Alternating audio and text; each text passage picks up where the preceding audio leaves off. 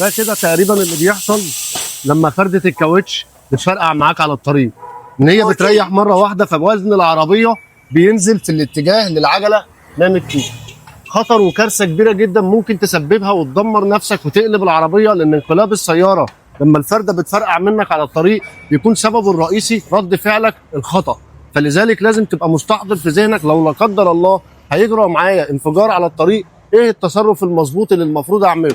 اول حاجه انت قاعد على الطاره وماشي بسرعه غالبا مثلا 180 ايا كان، اول حاجه بتحصل معاك لما الفرده دي فرقعت في حاجتين هيحصلوا دلوقتي.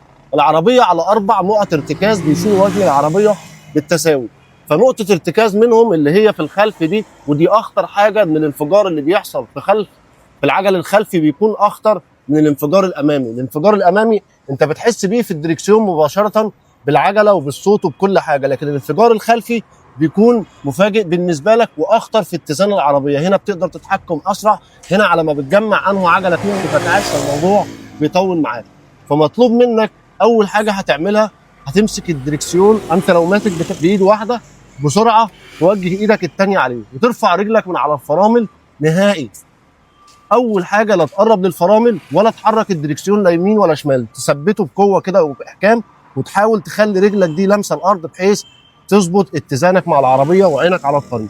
لان لما هتدوس فرامل مفاجئ في حاجتين هيحصلوا معاك، ميل العربيه هيزيد الناحيه اللي حصل فيها الانفجار اكتر وبزياده، لا قدر الله بيسبب انقلاب للعربيه والعربيه بتتقلب. الحاجه الثانيه لو حركت الدريكسيون برضه هتعمل نفس التاثير وهيؤدي الى انقلاب العربيه.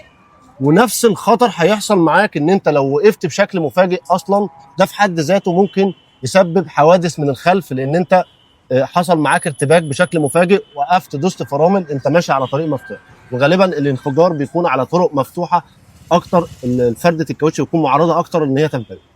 فلذلك لازم تكون انت مستحضر، انا لو لا قدر الله جرى معايا كده، انا اول حاجه هعملها همسك الدركسيون بايدي بقوه، مش هدوس على الفرامل، هسيب العربيه تهدي لوحدها، وبقدر الامكان لما العربيه تهدي سرعتها معاك هتدوس انتظار وتاخد جنب، وان شاء الله تعدي بامان. طول ما انت ما تصرفتش بشكل خطا اثناء الانفجار بامر الله تعدي بامان. واهم حاجه تفحص كاوتش عربيتك عشان ما توصلش اصلا لمرحله الانفجار في كاوتش العربيه. افحص الكاوتش باستمرار، حافظ ان تاريخ الانتاج ما يكونش عدى عليه 5 سنين، حافظ ان انت ما تتعداش ال 60,000 كيلو حتى لو شكل نقشه الكاوتش قدامك سليم، وافحصها دايما باستمرار عندنا او عند اي حد. المهم كاوتش اخطر حاجه في عربيتك واهم عنصر مهم بيسبب خطوره مباشره على حياتك لو حصل فيه خلل. مع عماد جاد، كل يوم سر من اسرار الكاوتش واسرار عربيتك معاك. السلام عليكم.